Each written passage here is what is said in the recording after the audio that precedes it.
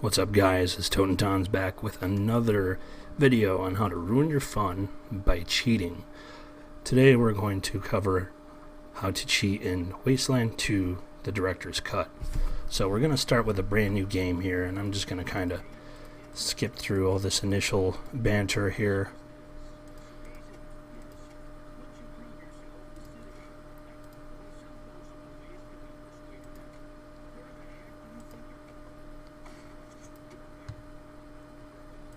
And then what we'll do is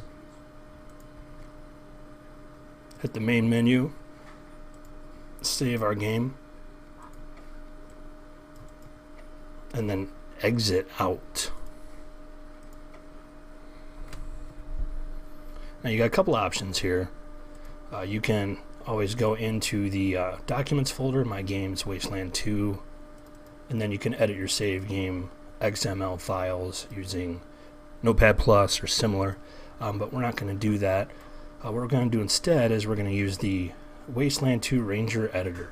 You'll find the link to this down below in the description field here, but basically this kind of automates everything for you, so you don't have to look through all that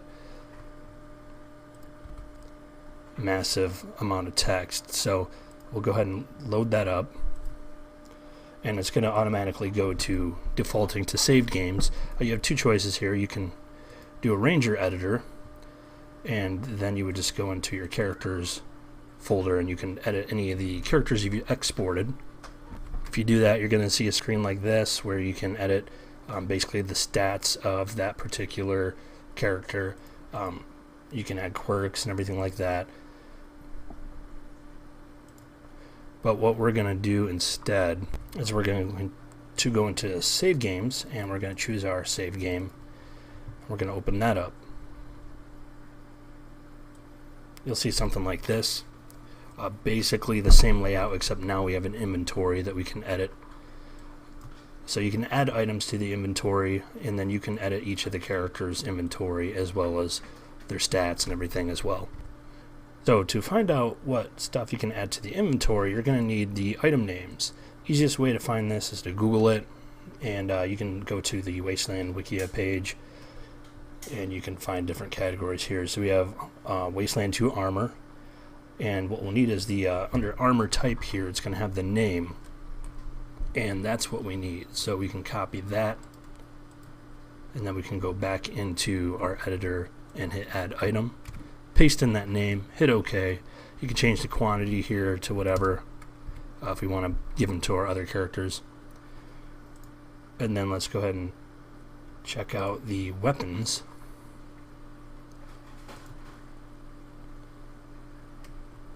We have all the different categories. There's brawling, bladed, blunt, handguns, shotguns, submachine guns, assault rifles, and it will give you some of the stats of the items over here as well. So you do want to make sure that you're getting the actual item name. So here we just have like barbed wire bat. If we click on that, let's see what they got. Alright, so here we go, where it says tier, that blunt weapons tier 1_1. That's the actual name that we need to add in. You may be able to find the item names on some other sites as well, and obviously on this site, any of them that are red, they haven't completed yet, so we're not going to be able to get the item names from that. So let's see what we can get. How about an AK-97?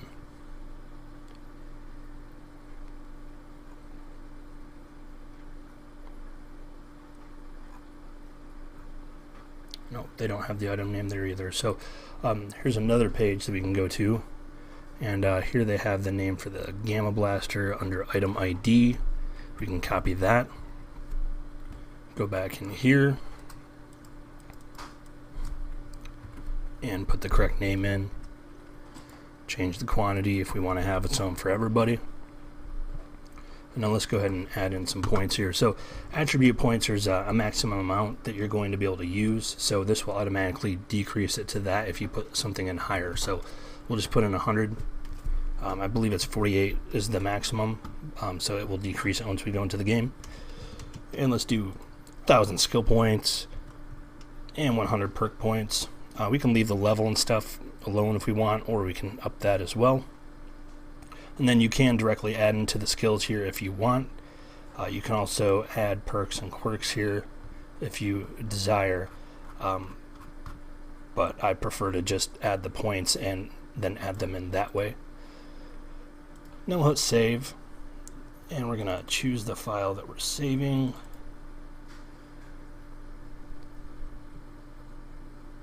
Make sure that the save's actually updated. Okay, and close that out. And then let's relaunch Wasteland 2. Let the game load up. And then just load your game. And let's check and see if our changes were successful. So we'll go into the character panel here. And we do have the gamma ray blaster. We have 4 of those. We've got some armor here. And then let's go into his character pane. We've got 42 attribute points, so we can max everything out. Commit our points. Go into skills. We've got 1,000, so we can up everything to whatever we want it to be.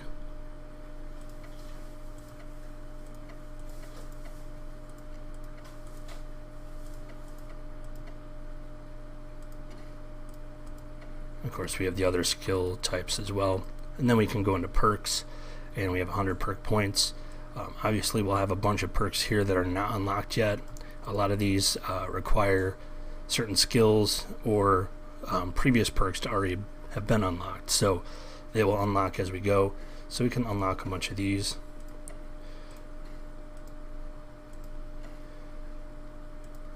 And then you'll notice like battering fire here unlocks overwhelming fire. So if we unlock that and then we go down, you're going to see that overwhelming fire does not appear here just yet. If we close out the character panel, go back in,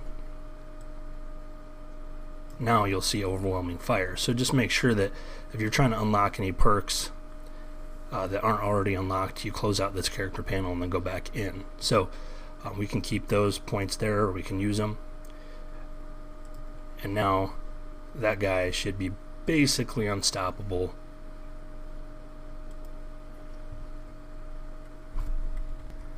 So let's go ahead and close this out, save it, and then exit the game. Alright, so one thing to note here is if you do make changes to your Ranger's actual character files, those will not transfer over to the save file because the save file and Ranger files are separate. So, for example, if we open up our Ranger that we just changed in the save file, and we look, he doesn't have any of the attribute points here or skill points. Everything is still at the base level that he was when we created him. So basically, if you change these here, those won't transfer to the save. They will only transfer over to a new game that you start using this Ranger. So you can set up a basic Ranger who is super overpowered by editing this. Just keep in mind that it will not affect your current saves that already have that character in it. You have to actually change it by either changing the save file itself or just starting a new game using the Ranger that you've changed. You can add some things here like armor and weapons, and that will change what they start off with. Same thing with the clothing, and then the perks, of course, you can change here as well, and that will have unlocked anything that you need unlocked later on. So that's another option, and you can up their level. That's going to up their starting level, but it's a lot easier just to either change your save directly or do this before starting a new game.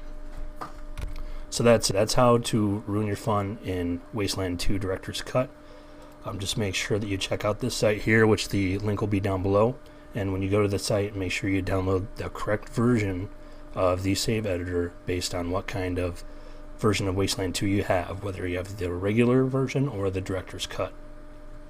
Alright, so thanks for watching, guys. Hit the like button if this video helps you out.